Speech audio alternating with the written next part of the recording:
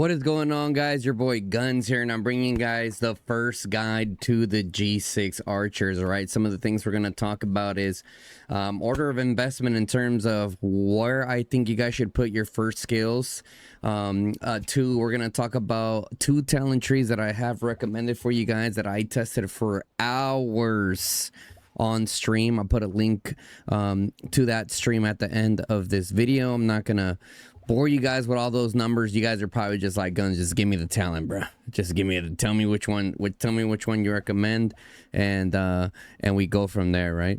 So so we're doing that. We're also going to talk about the pet, my recommended builds for the new pet. The new pet definitely looks like it could do some damage, but I still don't know if that damage is going to outdo the convenience and affordability of the sand lizard, right? So we're definitely going to talk about that. We're also going to show you guys reports of how the new archers are comparing to the rest of the archers, right? Especially compared to Ruby Kaylin. And yeah, that's giving you guys a little overview of what's going to happen. Okay, so I mean, getting straight into it, to be honest, let me show you guys the talent trees that we're running here. I was in an abyss just now, but there was like no tanks whatsoever, so I couldn't even really hit anyone, and I already did a full send kind of abyss. So as far as the talent trees, here's the one that I'm recommending to you guys, one of them at least. Now, the way that we focused our talent tree was based off survivability hitting a tank. As you guys know, with archers, you're hitting tanks like 90% of the time in most KVKs, right? So that's what we went with here, like a lot more survivability. And this is more, now you can adjust the speed a little bit on this one based off the fact of where you have your Kulk. This is inspired by an awakened Kulk, right? Because when you awaken him, he's at 20% march speed. So taking the 10 here will put him at 30% march speed. For me, I run about 31% march speed, but I'm okay with him being a little bit slower than the rest of them, especially when I push forward. He's not the first one getting hit, right? Ideally, you want your weaker archers being a little bit faster than your Ruby Kaylin and your Kulk Milra. So we'll do with that. So the other extra point that I would put here would be on intimidation. Okay, so this build is specializing in normal attack damage and survivability because of dedication. Okay, so to give you guys an idea, dedication gives you about as much healing as Milra gives you, almost. Okay, now the next build is a build that is inspired by our boy Amph. Definitely had to alternate it a little bit because he runs 41% march speed and I run 31% march speed. So we would have to adjust this a little bit. This one is just like the full damage build. Given that we're at 31% march speed, and if Kulk was awakened at 20% march speed, we would just put like a little bit of bonus here, probably just like 3 points here, and then 2 points into fully loaded. Okay, so you guys can take a screenshot. But anyways, this build I found was like one of the best builds in terms of how fast it killed the target. It killed the target like what, like 4 or 5 seconds faster compared to the other one. But it was a very consistent talent tree, okay, compared to the other ones. Very consistent talent tree. Pretty good trades overall. I like I said, I went with the other one, okay, this one up here that I showed you guys, mainly because there's survivability in hitting the tanks. Okay, but if you don't really care, or your decos are high enough that you don't really worry about counterattack as much as other players, you can just go with this one, the marksman one. And I'm gonna be trying both, and I challenge you guys to try out both as well. Like I said, you can adjust this one and this one here based off the damage that you're running. Okay, now as far as order of investment, okay, what I'm recommending, and you're gonna see that I'm already doing that as well. So with Milra, okay, I recommend getting Milra. Well, first of all, getting them both to 5111, right? Getting them both to 5111. That way you can at least use them out there. we're going with Milra 5551 first, and then once we do that, we're coming over to Kolk, and then we're gonna awaken Kolk, and then back to Milra. Okay, pretty common order of investment that I'm running with this pairing here. So I'll say it once again: Milra to, or unlock them at least both to 5111, get Milra to 5551, and then you can get Kolk awakened, right? And then back to Milra awakened at the end, right? Because his awakening is huge.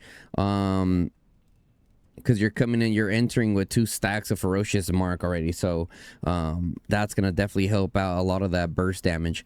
Now going into the pet, as far as the sand lizard, this is pretty much the one I recommend here.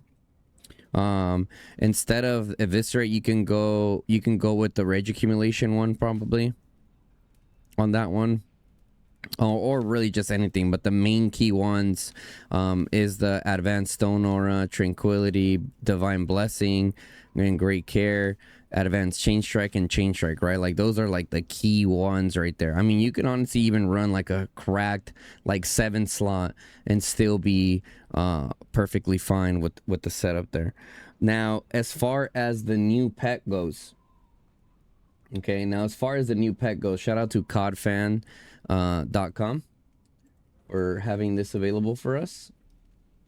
Now I'm gonna show you guys 2 builds. Okay, this build is like just like the straight raw damage build, and we've already seen it in Battle of the Abyss. Okay, in Battle of the Abyss, the damage is already looking pretty good. I mean, some people got 100k damage, some people got upwards of 200k plus damage. I saw that varied based off people's decorations. So this is the what I'm recommending for like a straight raw damage build. Now another build that is a little bit more affordable than this one, instead of going with intense corrosion here, you can see you can switch out to tooth and claw, which is substantially cheaper than that intense, right? That intense you're looking at like $600 to max it, whereas the tooth and claw you're looking at like a third of that. And you can see the damage didn't change as much, right? And this is enemies in range 3, right? Because of the AoE of the pet. Yeah, so 6129 there, 6129, and then if we put the intense corrosion, you can see it's at 6283, so only like 100 more. But I know to some of you guys that's massive, but you can see like the different levels of affordability there.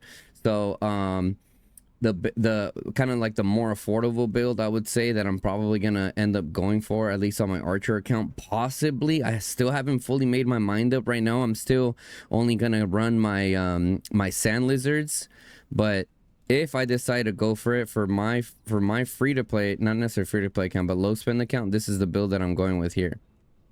Okay, you see that the damage is a lot less. Okay, but if it's as good as my Wind Weasel, right?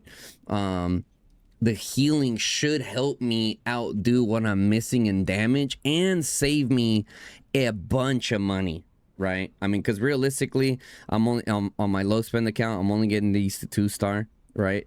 The Fatal Bite and the Blood Roar. I'm already running something similar to this on my Wind Weasel, where I don't run Angry Roar. And a lot of you guys that watch the channel know that I've been talking a lot about the full Chain Strike package and not running Angry Roar anymore. Like, you save yourself a lot of money, and your account gets more sustainability as well, hitting the tanks. Now, like I said, if you're a high spender / Kraken and you full send your archers a lot, then just go for the damage build. You don't really need healing in that situation, because you just want to punch as hard and fast as possible there, right? So that's where I would say like the main differences there of which one I would recommend there. So I mean, let's see. Let's recap a little bit. So I gave you guys order of investment with the skills, the 2 talent trees that I'm recommending. Now let me show you guys some of the reports that some people have shared with me. Here's one that Machine shared with me. I believe this was Diablo right? Diablo's max deco. So this is like, it's showing what the March can do. I wish they also sent us how the, I think it got like 60k more, 60 or 70k more than the Ruby Kalen on that one. You can see here the war pet damage, like from the Battle of Abyss, that if you guys go check it out right now, you'll see that you can still play it. And then let's see here. Trident showed us a report here. Look at this one, 124k. Merit report 60k here, 150k war pet damage. Now, last I'm saying, like even the max deco player Diablo there with the 230k damage, and then Trident here. I'm not sure what his deco is. I know he's not maxed. Um, I'm not sure what his percentage is, but I definitely know it's not max, but 150k. So if you have a properly optimized Sand Lizard, you can get upwards of 300,000 to 400,000 plus healing a run. Obviously, that depends on a lot on how long the March was alive and everything like that. But that's what I'm saying. Like, it might still be better for 90+% of people to just run the Sand Lizard. This is from our boy Fluffy. He doesn't have this. Ruby Kalen is low spend, so don't be like, oh my god, it's doing double Ruby Kalen. No, his Ruby Kalen is super low invest right now at 5133 and 5123. But it's a work in progress for him and his account. This is a different account than from his main. This is now his main, but yeah, 90k you can see here, right? Pretty good trades. 93.9k war pit damage, 932k normal attack damage. You can kind of already see it compared to his Max A. His Max A down here is maxed, and that's 560k normal attack. And you guys know Max A specializes in normal attack. And check this out, 932k normal attack here, almost double the normal attack of Max A, which is absolutely insane. Oh, this is just from a bunch of the testings that we were doing. Now, yeah, guys, I mean, let me know what you guys think. If you guys have any questions in terms of where I do think these new archers are going to do better than Ruby Kalen, but Ruby Kalen is still going to be pretty OP. I foresee these archers being roughly 20% better merits than Ruby Kalen, which is interesting because that's kind of how it is right now with Vardoon Kantaman and Mean Grimora. Okay, so like I said, if you're interested to see some of those numbers of how we were testing it and all that, I'll put a link at the end of this video to that live stream. Okay, so I mean, we did hours of testing. I talked to a lot of archer players, some of the best archer players in the game.